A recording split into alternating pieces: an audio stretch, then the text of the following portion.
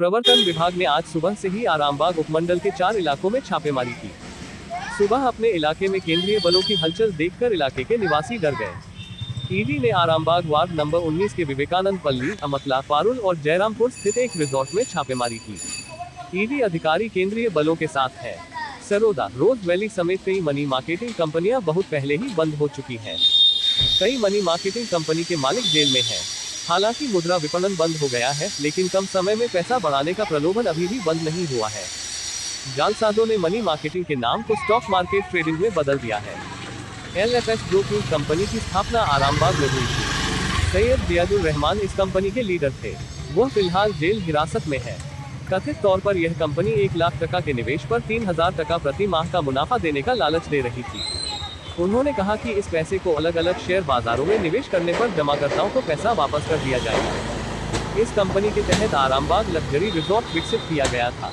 इस कंपनी के खिलाफ पश्चिम बंगाल समेत देश अलग अलग हिस्सों से शिकायतें दर्ज की गयी।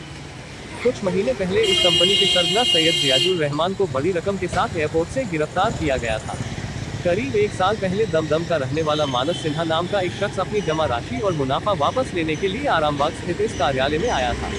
उनके परिवार का आरोप है कि उन्हें इसी ऑफिस की छत से फेंका गया है। उसकी मृत्यु हो गई। आरामबाग पुलिस स्टेशन में शिकायत दर्ज की गई। ईडी ने आज सुबह से जियादुर रहमान के बिजनेस पार्टनर बकर और शैडो साथी के घर पर छापेमारी की। अभियान सुबह शुरू हुआ। केंद्रीय बलों की मौजूदगी के बिना इलाके के लोग उत्सुक।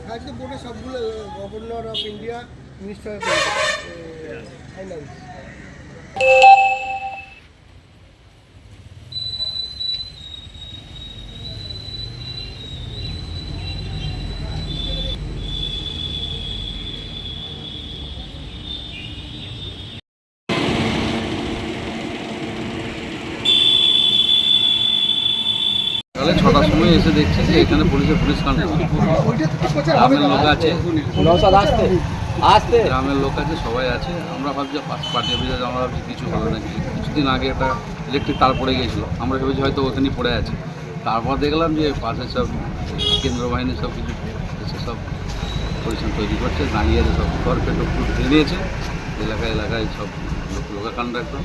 তারপরে শুনতে পেলাম নাকি ওরা একটা চিটফান্ড নাকি একটা সংস্থা কাজ করেছিল, জিয়া নাকি ওদের কি কোম্পানি নাকি একটা শুনছি লোকের মুখে যে এইসব ব্যাপারে তো পুলিশ কাণ্ড হয়ে সব পুছতাছ করছে। মানে সময় তো জানতে পারলাম ব্যাপারটা কি না, এই ব্যাপার আমরা তো সবসময় থাকি এই এলাকাতেই থাকে, পারে আমরা স্থানীয় ছিল আমরা সব। তারপরে জানলাম যে এই ব্যাপার মানে কীভাবে কটা ছেলে কাজ ওর দুটো ছেলে ওখানে থাকতো, যেটা শুনেছি। কোথায় কাজ করতো এটা? ওই জিয়ার ওই ওখানে হোটেল রিসর্টে। হ্যাঁ। কি নাম দুটো ছেলে? একজন সাহিল, একজন ডন, আর ওর বাবার নাম হচ্ছে আজরা। এই জায়গাটা আমতলা মোড় 57 নম্বর। এমনি কোনো টাকা পয়সা কিছুভাবে কিছু নেওয়া এরকম কিছু জানতেন? মানুষ অনেক লোক এসে বলছে টাকা পয়সা দিয়েছি, আমরা তো দেখিনি, নিয়েছে শুনছি। তারপরে আইনে পুলিশ যখন এসছে নিশ্চয়ই কিছু একটা করেছে, নাহলে এলাকায় এসব আসবে না। পুলিশ না কেন্দ্র বাহিনী? ইডি এসেছে। হ্যাঁ, সব এসে 2-3টা গাড়ি আছে। কিছু না করলে তো কেউ আসবে না। এবারে আইনের ব্যাপারটা দেখে নেবে, যদি করে থাকে শাস্তি হবে, আর যদি না করে থাকে সে খালাস হয়ে যাবে, এই তো বলবো। আপনার নাম? আমার নাম শেখ রিয়াজুল। স্থানীয় মানুষ? আমার স্থানীয়। এটা নিয়ে তো বিভিন্ন রকম অভিযোগ তো আছে, আপনারা তো জানেন। শেয়ার মার্কেটও টাকা পয়সা নিয়ে আজকে ইডির হানাতে কি বলবেন?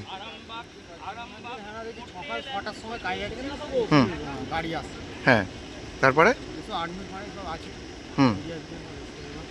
আপনার কি মনে হচ্ছে? কিসের তদন্ত করতে? এর আগে কি এই রিসোর্ট নিয়ে কি অভিযোগ ছিল? অভিযোগ আপনার নাম? শুভজিৎ মালিক।